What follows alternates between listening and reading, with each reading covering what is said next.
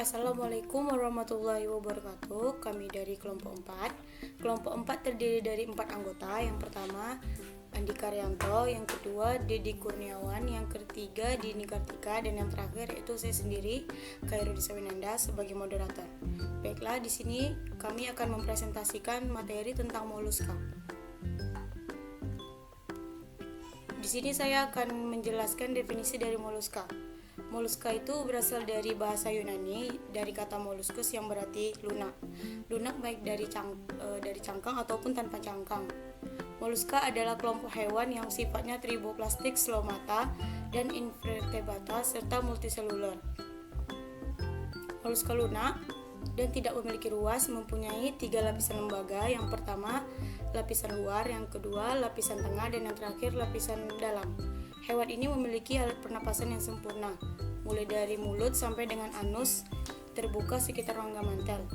Selain sistem pencernaan, moluska juga memiliki sistem pernapasan yang menggunakan insang atau paru-paru, mantel atau bagian epidermis, dan alat ekskresinya berupa ginjal. Selanjutnya, reproduksi dari moluska. Reproduksi dari moluska ini merupakan hewan yang hermafrodit, yakni mempunyai alat kelamin jantan dan betina, atau berumah satu dalam satu individu. Tetapi ada juga yang alat kelaminnya terpisah atau berumah dua. Oleh karena itu, cara reproduksi dari hewan ini yaitu moluska dengan cara fertilisasi internal. Materi selanjutnya akan dilanjutkan oleh Andi Karyanto. Terima kasih. Saya Andi Karyanto. Di sini saya akan menjelaskan struktur tubuh moluska. Yang pertama, kaki. Merupakan penjuluran bagian tubuh yang terdiri dari otot-otot. Kaki moluska ini berfungsi untuk bergerak, merayap, atau menggali. Yang kedua, massa visceral, yaitu bagian tubuh yang lunak, tempat terdapatnya organ-organ tubuh. Massa yang diselubungi oleh jaringan tebal yang disebut dengan mantel. Yang ketiga, mantel, merupakan bagian yang menyelubungi dan melindungi massa visceral. Pada mantel terdapat rongga cairan yang merupakan tempat lubang insang, anus, dan cairan hasil ekskresi. Mantel bisa mensekresikan komponen yang membentuk cangkang. Selanjutnya, ciri-ciri moluska. Yang pertama, mempunyai ukuran dan tubuh yang bervariasi. Yang kedua, mempunyai tubuh lunak dan tidak beruas-ruas. Yang ketiga, merupakan tripoblastik selomata. Yang keempat, merupakan hewan invertebrata atau tidak mempunyai tulang belakang. Yang kelima, hidup di air dan di darat. Yang keenam, mempunyai cincin syaraf yang merupakan sistem saraf. Yang ketujuh, organ ekskresi berupa nefridia. Yang kedelapan, mempunyai radula. Yang kesembilan, bersifat hewan heterotrof. Kesepuluh, berkembang biak secara seksual. 11, moluska memiliki struktur tubuh yang simetri bilateral. 12, tubuh terdiri dari kaki, massa visceral, dan mineral. Yang ke-13, merupakan hewan hermafrodit, yaitu mempunyai 2 kelamin, jantan dan betina dalam satu tubuh. Selanjutnya, klasifikasi moluska. Yang pertama, Amphineura adalah jenis moluska yang masih primitif. Amphineura mempunyai tubuh simetri bilateral, mempunyai beberapa insang di dalam rongga mantelnya. Hidup di sekitar pantai, contohnya chiton. Pada slide terdapat gambar struktur tubuh Amphineura, yaitu struktur Amphineura dibagi menjadi 2, dorsal yaitu plat lempeng, ventral, anus, kaki, dan mulut. Baiklah, di sini saya akan menjelaskan tentang klasifikasi moluska pada Scaphopoda. Jadi, klasifikasi moluska Scaphopoda itu hidup di laut atau di pantai.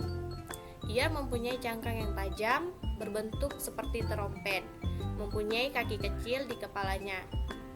Jadi, di kepalanya itu juga terdapat beberapa tentakel dan tidak mempunyai insang. Contohnya itu pada siput gading. Dalam bahasa Yunaninya itu Dentalium vulgar. Jadi, di sini ada contoh gambar struktur pada siput gading.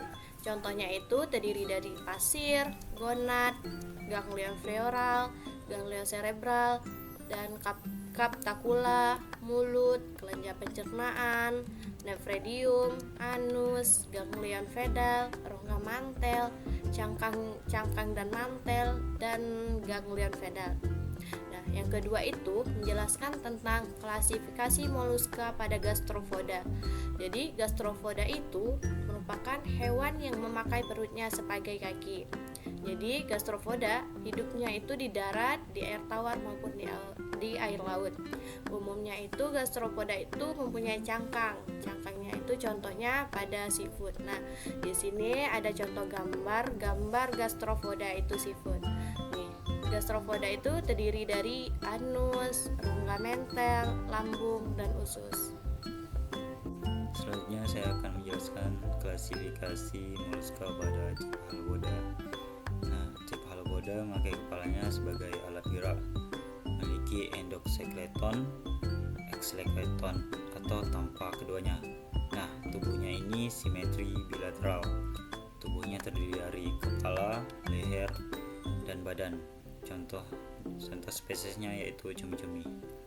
Nah, bisa kita lihat daripada gambar struktur tubuh dari cumi-cumi ini meliputi kelenjar kelamin, perut, rumah bagian dalam, mantel, mata, rahang, lidah perut, sifon, anus, lubang mantel, insang, dan insang hati.